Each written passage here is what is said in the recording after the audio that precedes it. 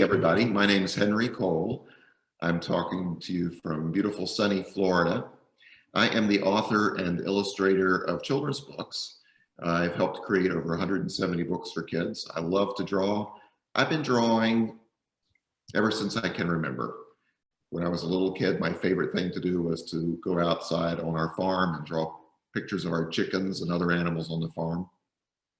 And I still do it today. It was a hobby that I turned into a career. I'd like to introduce you to my co-host. Sydney, introduce yourself for us. That's me. I'm Sydney, and I've been birding for about 2 years now. And I love raptors because most of them are pretty smart. They're really, really beautiful, and they're really good hunters. And I am so excited to have Sienna here today because she's awesome. Sienna is awesome. Sienna is a wonderful American kestrel. She was wounded somehow in the wild the year she was hatched and brought into the Raptor Center. One of her wings was damaged, so she can't grow her primary feathers, her primary flight feathers. So she can't fly. It's almost like if a human had their hand damaged so they couldn't grow fingernails anymore. She can't grow feathers anymore out of her wing bones. So she's flightless, which is sort of sad. But the good news is she makes a wonderful ambassador for the Raptor Center, and she goes around visiting schools and teaching us all about kestrels, which is a great thing. Do you know what an ambassador does? Exactly. An ambassador kind of teaches you all about what kestrels are like and what their life is like and their habits and behavior. If you have any comments or would like to say anything about our show today, feel free to put something in the chat box about it. Whatever thought you have or questions you have, feel free to chat.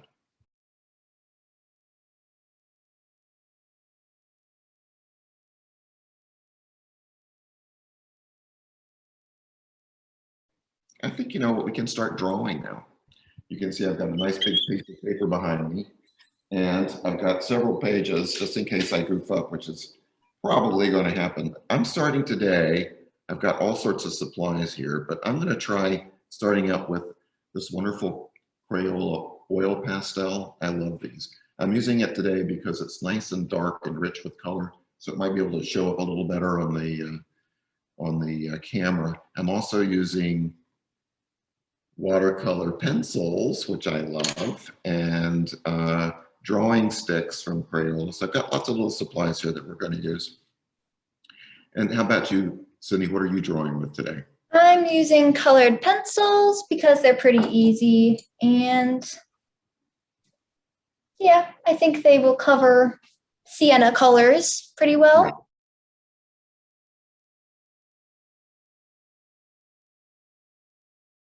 I'm going to put a couple little things up on the paper, but while I'm drawing, or while I'm beginning to put my drawing up on the paper, I'm going to have a few little questions for you, Sydney, because I understand you're the kestrel authority here. But to start out, I thought it'd be easy if I just put a couple of shapes up first. Guess what kind of shapes? Egg shapes. We're talking about birds, right? So here's an egg shape. Let's start that with Sienna's body. And I'm going to put another egg shape here for her head. And roughly, there would be like 2 of these for her body size versus her head size. Just about. I could put 2 of her heads right there. And the other thing I wanted to show you is the drawing I'm going to do today of Sienna. I want you to try to imagine that she's on the top of a telephone pole, or like outside my window, there's a kestrel often that's sitting on top of a palm tree frond, ready to dive down and pounce. So I'm going to try drawing Sienna in kind of a hunched position, like she's just about ready to dive down. So there's my head, there's my body. I'm going to put some tail here. Important thing to think of when you're drawing. Always use the right proportions.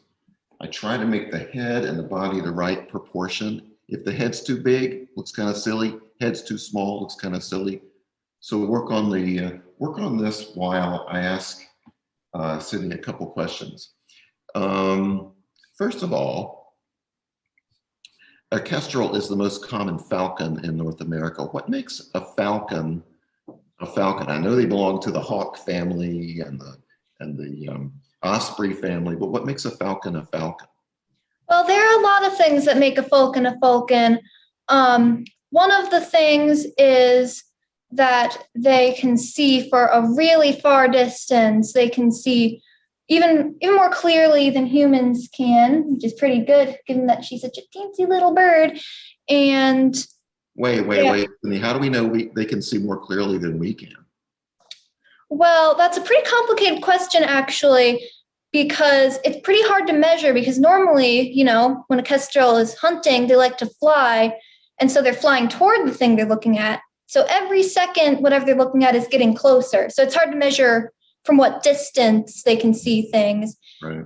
And their eye structure is different from that of humans. So they can process more images per second. That is so cool. So it's hard to measure, but I understand they're protected by laws, of course. Is that true? yeah, they're protected by federal and by state laws so that we can keep them safe. That's wonderful because they're such great predators. Well, back to the drawing board before we get too carried away. Here's my basic shape. Might as well tell you now, there are three basic feathers on a bird. There's the down feathers, which are really close to the body, which keep them nice and warm. There are contour feathers, which kind of follow the shape of the bird to keep rain out, is the main thing. And then there are the flight feathers. Of course, we know what they're for. They're for flying. Flight feathers would be wing. Let me throw a wing in here. And the tail feathers down here. Let me put a wing in. Wing feathers, two basic types, primary and secondary. And of course, we were just telling you about poor Sienna's primary feathers are not capable of growing. I'm going to put primary feathers in here, like that. And then some secondary feathers here. Here's a shoulder. I'm going to add that. And her back. Secondary feathers growing this way like shingles on a roof. Now I'm going to add some contour feathers. And that makes this is so easy. All you have to do is kind of connect in a swoopy, slopey way the two body shapes. I'm just connecting them like that. They're kind of fluffy down here, like that. I'm going to add the legs while we're here. And lots of people put legs too far in the front or too far in the back. I go right about down the middle and put the legs in here so that Sienna is nice and balanced. Talons, sharp talons. I'm going to pretend Sienna's sitting on top of a fence post here. Speaking of our next little thing, which we're going to do, which is the beak, really important. Sydney, what do kestrels eat? What's their diet like? Well, they'll eat all sorts of things, actually. They'll eat grasshoppers, scorpions, spiders, dragonflies, cicadas, moths, and butterflies. And they'll even eat smaller songbirds, which is pretty impressive given that she's pretty tiny. So if you're a farmer, like I grew up on a farm. I remember this. We had a pair of kestrels nesting in the front yard, way at the top of a tree that had a hole in it. They nested in an old woodpecker hole. But my father was really happy because kestrels eat so many grasshoppers. And I remember we had lots of grasshoppers eating the alfalfa, et cetera. So it was a great thing to have around. Yeah, and they'll eat mice and voles too, which Voles, exactly. also destroy a lot of crops. How about this? What does Sienna sound like? What's her call like? Can you do this off the call? I'm not very good. I can try. I'm hoping, Sienna's already made a little noise. I'm hoping she'll talk to us some more today. Yeah. She used to like doing that. But people say that she sounds like she's saying, killy, killy, killy, killy.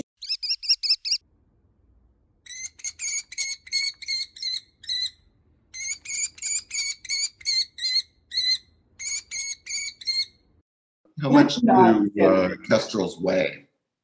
They're the smallest falcon in North America. The male is lighter than the female, which is pretty common in raptors. They'll weigh anywhere from 5 to 8 ounces. Wow, that's so much. There was a painted bunting on my feeder this week, and I just looked up. The painted bunting weighs as much as 3/4. Birds are mostly feathers. People don't realize that a lot of their weight, their body weight is there, but all the feathers make them look more than they are. Yeah. Let's talk a little bit more about this drawing. I'm gonna add some more here. I'm gonna add the eye. I'm just gonna put a circle there where the eye is gonna go. And the all-important beak, which is so important. You know, I'm gonna come straight down here, start the crook of the mouth, and then put her hooked beak there. And hawks and other raptors have kind of a ridge over their eye. I think it's to help shield their eyes from the sun. They can see even better. So I'm going to put a little bit of a shield there for her eye. And you also notice that Sienna's got some terrific markings on her face. She's got a dark marking that comes down here and another one just past her eye. And there's another one in the back of her head. There are actually 2 there, which is kind of interesting. Scientists think that a predator from this side will see 2 large black spots and think it's a face. So they'll veer away from that. Let's see what else I want to add here. Oh, I think we're ready for some color. I've brought some color sticks, Crayola color sticks. And these are my 2 colors I'm going to use mostly today. They're nice kestrel colors, a nice orange and a slaty blue. Slaty blue on the crown of the head, and also on the secondary feathers. I'm just going to color right over that. And then this beautiful orange for Sienna's back and tail, right to there. And there's some pale orange underneath too, so I'm going to do that.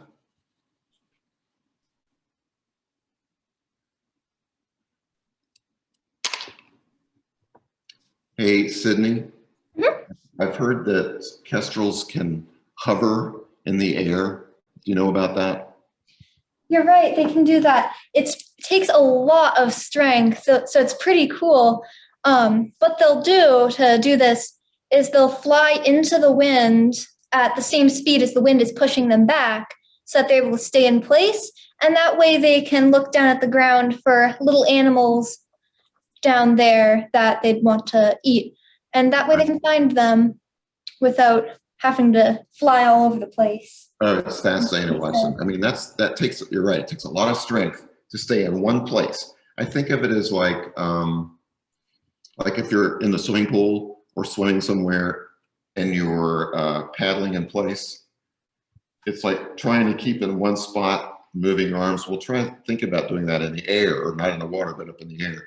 Another bird I've seen do that is, of course, hummingbirds, but kestrels are really good at it. They can stay in one spot and watch the ground to see if there's a vole or something moving there in the grass. Let's see what I need to do next. I'm gonna take a couple more colors and add some shadows in here. A little darker in there, up underneath here. Sienna's got a nice black band on her tail. I'm going to add that, a little more shadow into there. Now here's another thing I like to do. I'm going to get some color pencils, water pencils, which are great watercolor pencils for adding details. Put some detail in here. She's got some coloration right along her beak. Right back there.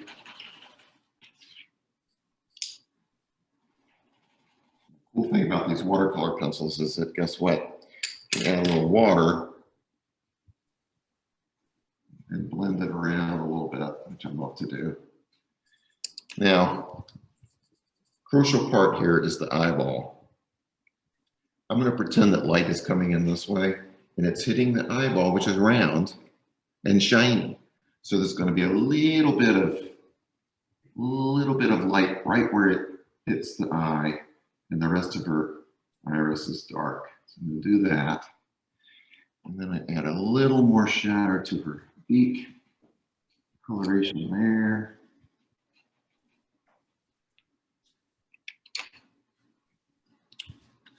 Let's see, where am I?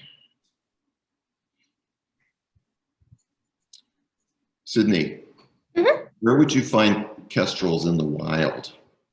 Well, you can find them all sorts of places. They live anywhere, all the way from Canada all the way to the bottom of South America. So it doesn't really matter where you live. You can see them anywhere in North or South America. But the best place to find them is in open habitat, like maybe a farm field with places to perch, like trees or power lines.